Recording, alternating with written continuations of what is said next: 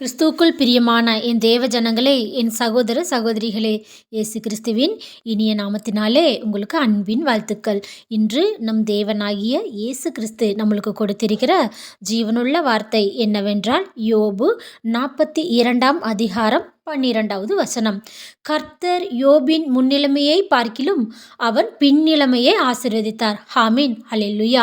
பிரியமானவர்களே, இன்றைக்கு யோபுவின் சூழ்நிலையைப் போல யாரானும் இருப்பீர்கள், ஆனால் கர்த்தர் இன்னைக்கு உங்களை பார்த்து சொல்கிறாருங்க, கவலையே படாதீங்க. கர்த்தர் யோபுக்கு பின்னிலைமையை ஆசீர்வதித்தது போல ஆண்டவர் உங்களுக்கும் ஆசீர்வதிப்பார். நீங்கள் நினைக்கலாம், நான் இழந்தது எவ்வளவோ என்று சொல்லி.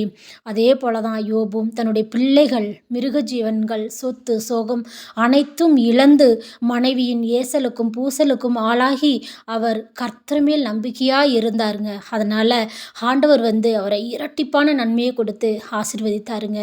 அதே போல தாங்க இன்னைக்கு கர்த்தர் மேலே நம்பிக்கையாக இருங்க. அவரை விட்டு பின்வாங்கிறாதீங்க. ஆண்டவர் உங்களை ஆசீர்வதிக்க காத்திருக்கிறாருங்க. கவலையே படாதீங்க, துக்கப்படாதீங்க. கர்த்தர் உங்களோடு கூட இருந்து இயேசுப்பா உங்களை ஆசீர்வதிப்பார். ஆமீன், அல்லேலூயா, ஸ்தோத்திரம்.